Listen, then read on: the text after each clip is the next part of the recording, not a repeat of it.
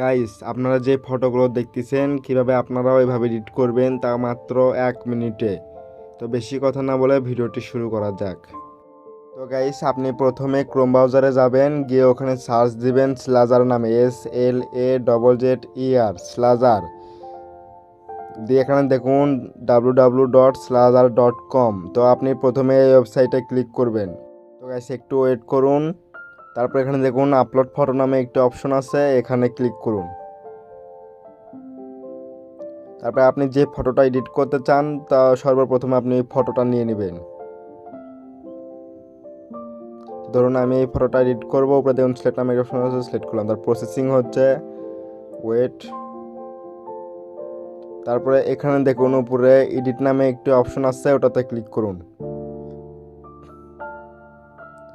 তারপর এখানে দেখুন অনেকগুলো আপনি ফ্রিতে ব্যাকগ্রাউন্ড ইমেজ পেয়ে যাবেন, ওগুলো আপনি সিলেক্ট করতে পারেন। তো আপনিও আপনার মতো ইমেজ সিলেক্ট করতে পারেন। তো তার জন্য কী করতে হবে, দেখুন সিলেক্ট ইমেজ নামে একটা অপশন আছে, তারপর ফাইলে যান, যে আপনি তারপরে যেটা আপনি সিলেক্ট করতে চান সেই ইমেজটি নিন। তো ধরুন আমি আপাতত এটা নিলাম। তারপর এখানে দেখুন ব্লার নামে একটা অপশন আছে, এখানে দেখুন অনেকগুলো 4টা ব্লার পেয়ে যাবেন।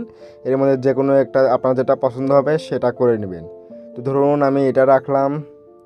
এখন দেখুন কত সুন্দর লাগতেছে। এই ফটোটা এখন কীভাবে ডাউনলোড দিবেন, তার জন্য উপরে দেখুন এখানে ডাউনলোড নামে একটি অপশন আছে, ওটাতে ক্লিক করুন। তারপর ডাউনলোড এগেইন নামে একটা অপশন আছে, ওটাতে ক্লিক করুন। ব্যাস, আপনার ফটোটা ডাউনলোড হয়ে গেল। তো গাইস, আপনিও যদি আমার মতো এরকম আরও সুন্দর সুন্দর ব্যাকগ্রাউন্ড ইমেজ পেতে চান, তাহলে আপনি প্রথমে ক্রোম ব্রাউজারে যান। তারপর গাইস সার্চ বক্সে যান, গিয়ে এখানে লিখুন সিবি ব্যাকগ্রাউন্ড।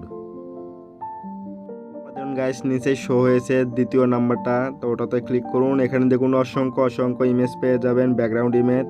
তো তারপরে আপনার যেগুলো পছন্দ হবে নিচে আসবেন, আপনার যেগুলো বেশি পছন্দ হবে সেগুলো আপনি ডাউনলোড দিবেন।